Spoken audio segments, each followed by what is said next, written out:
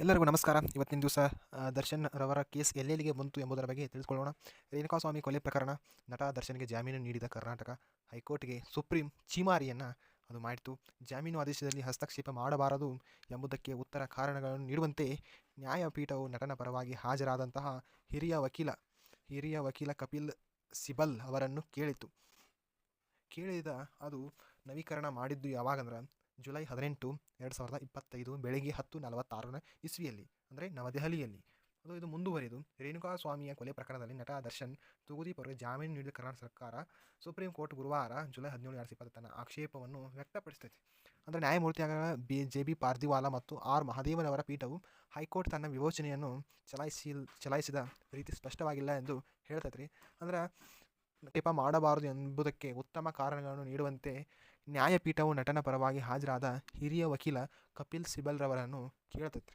ಅಂದರೆ ನಮಗೆ ತುಂಬ ಪ್ರಾಮಾಣಿಕವಾಗಿ ಹೇಳಬೇಕೆಂದರೆ ಹೈಕೋರ್ಟ್ ವಿವೇಚನೆಯನ್ನು ಬಳಸಿದ ರೀತಿ ನಮಗೆ ಮನವರಿಕೆ ಆಗಿಲ್ಲ.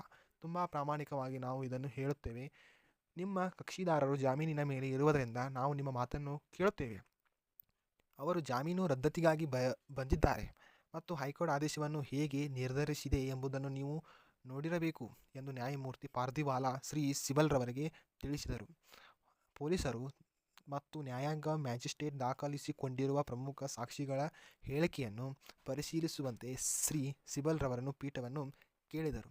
ಹೈಕೋರ್ಟ್ನ ಆದೇಶ ಯಾವ ಭಾಗವು ಪೀಠಕ್ಕೆ ತೊಂದರೆ ನೀಡುತ್ತಿದೆ ಎಂಬುದನ್ನು ಕೇಳಿದಾಗ ನ್ಯಾಯಮೂರ್ತಿ ಪಾರ್ದಿವಾಲಾರವರು ಅವರನ್ನು ಆರೋಪಿಗಳನ್ನು ಜಾಮೀನಿನ ಮೇಲೆ ಬಿಡುಗಡೆ ಮಾಡುವುದು ಹೇಗೆ ಹೈಕೋರ್ಟ್ ಹುಡುಕುತ್ತಿರುವ ಭಾಗವನ್ನು ಉಲ್ಲೇಖಿಸಿದರು.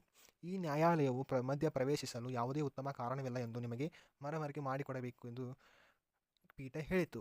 ಕರ್ನಾಟಕ ಪರವಾಗಿ ಹಾಜರಾದ ಹಿರಿಯ ವಕೀಲ ಸಿದ್ಧಾರ್ಥ ಲೂಥ್ರಾ ಅವರಿಗೆ ಆರೋಪಿಗಳ ಪೂರ್ವ ಪರವಾನಗಿ 2025 ಜುಲೈ 22 ನಡೆಯುವ ಮುಂದಿನ ವಿಚಾರಣೆ ಎಂದು ತಿಳಿಸುವಂತೆ ನ್ಯಾಯಪೀಠ ತಿಳಿಸಿದೆ. ದರ್ಶನ್ ಮತ್ತು ಇತರ ಸಹ ಆರೋಪಿಗಳಿಗೆ ಜಾಮೀನು ನೀಡಿದ್ದ ಡಿಸೆಂಬರ್ 13, 2020 ಹೈಕೋರ್ಟ್ ಆದೇಶವನ್ನು ಪ್ರಶ್ನಿಸಿ ರಾಜ್ಯ ಸರ್ಕಾರ ಸಲ್ಲಿಸಿದ ಅರ್ಜಿಯನ್ನು ನ್ಯಾಯಪೀಠ ವಿಚಾರಣೆ ನಡೆಸುತ್ತಿತ್ತು.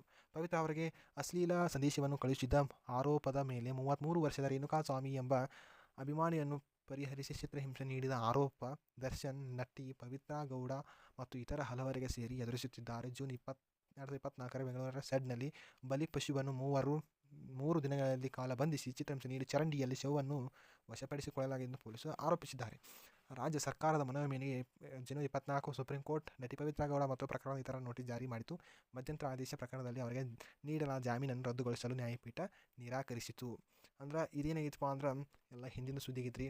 ಅಂದ್ರೆ ಇನ್ನು ಮುಂದಿನ ಸುದ್ದಿಯನ್ನು ಯಾವಾಗ ಅವ್ರು ಅಪ್ಡೇಟ್ ಕೊಡ್ತಾರೋ ಆಗ ನಾವು ನಿಮಗೆ ತಿಳಿಸುತ್ತೇವೆ. ಈ ವಿಡಿಯೋ ನೋಡಿದ್ದಕ್ಕಾಗಿ ಧನ್ಯವಾದಗಳು. Thank you for watching.